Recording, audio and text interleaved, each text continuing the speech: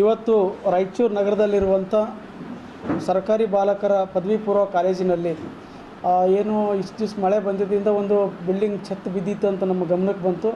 ನಾವು ಗಮನಕ್ಕೆ ಬಂದ ವಿಷಯನ ನಾವು ತಕ್ಷಣ ಮಾನ್ಯ ಜಿಲ್ಲಾಧಿಕಾರಿಗಳನ್ನು ತಂದಾಗ ಮಾನ್ಯ ಜಿಲ್ಲಾಧಿಕಾರಿ ಮೇಡಮರ ನಿರ್ದೇಶನದಂತೆ ನಾನು ಇವತ್ತು ಈ ಕಾಲೇಜಿಗೆ ಬಂದು ವಿಸಿಟ್ ಮಾಡಿ ಈ ಕಾಲೇಜಿನ ತರಗತಿ ಕೋಣೆಗಳು ಮತ್ತು ಕಚೇರಿಯ ಬಿಲ್ಡಿಂಗ್ಗಳನ್ನು ನೋಡಿದಾಗ ಮೇಲ್ಛಾವಣಿಗಳನ್ನು ಉಬ್ಕೊಂಡು ಬೀಳುವಂಥ ಸ್ಥಿತಿಯಲ್ಲಿದೆ.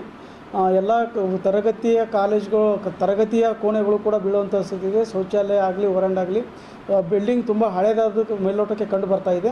ಈ ಬಿಲ್ಡಿಂಗಿನ ಸ್ಥಿತಿಗತಿ ಕುರಿತು ಒಂದು ಸಮಗ್ರವಾಗಿ ಪರಿಶೀಲಿಸಲು ಈಗಾಗಲೇ ನಾನು ಲೋಕೋಪಿ ಇಲಾಖೆಯ ಇಂಜಿನಿಯರ್ಗಳನ್ನು ಮಾತಾಡಿದ್ದೀನಿ. ತಕ್ಷಣ ಇಂಜಿನಿಯರ್ಗಳು ಬರ್ತಾರೆ, ಬಂದು ಈ ಬಿಲ್ಡಿಂಗ್ ಸ್ಥಿತಿಗತಿ ಬಗ್ಗೆ ವರದಿ ಕೊಡ್ತಾರೆ. ಈ ನೈಜ ವರದಿಯನ್ನು ಮಾನ್ಯ ಜಿಲ್ಲಾಧಿಕಾರಿಗಳ ಮೇಡಮ್ ಅವರ ಗಮನಕ್ಕೆ ತರ್ತೀವಿ. ಈಗಾಗಲೇ ಜಿಲ್ಲಾಧಿಕಾರಿಗಳ ಮೇಡಮ್ ಅವರು ಅದಕ್ಕೆ ಸೂಕ್ತ ವ್ಯವಸ್ಥೆ ಮಾಡ್ತೀನಿ ಅಂತ ಹೇಳಿದ್ದಾರೆ.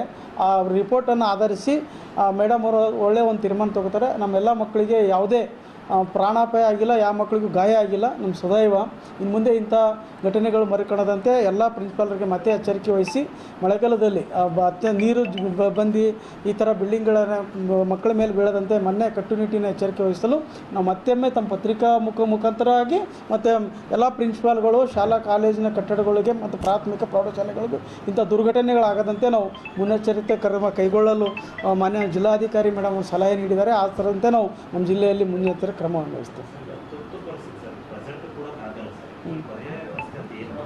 ಈಗ ಪರ್ಯಾಯ ವ್ಯವಸ್ಥೆಗೆ ಫಸ್ಟ್ ನಾವು ಲೋಕೋಪಯೋಗಿ ಇಂಜಿನಿಯರ್ ಬರ್ತಾರೆ. ಈ ಇಂಜಿನಿಯರ್ನ ಯಾವಾಗ ಬಿಲ್ಡಿಂಗ್ ಕಟ್ಟಿದೆ, ಯಾವ ಏಜೆನ್ಸಿ ಕಟ್ಟಿದೆ, ಆನಂತರ ಇದ್ರ ಗುಣಮಟ್ಟ ಏನು, ಅಥವಾ ಏನು ಈ ತಕ್ಷಣ ಮಳೆ ಬಂದರೆ ಬೀಳ್ತದೋ ಅಥವಾ ಬೀಳೋದಿಲ್ಲೋ ಅಥವಾ ತಾತ್ಕಾಲಿಕ ವ್ಯವಸ್ಥೆ ಒಂದು ವರದಿ ಕೊಡ್ತಾರೆ. ಆ ತಾಂತ್ರಿಕ ವರದಿ ಬೇಸ್ ಮೇಲೆ ಮಾನ್ಯ ಜಿಲ್ಲಾಧಿಕಾರಿಗಳು ಮೇಡಮ್ ಅವರು ಮುಂದಿನ ಕ್ರಮ ಕೈಗೊಳ್ತಾರೆ.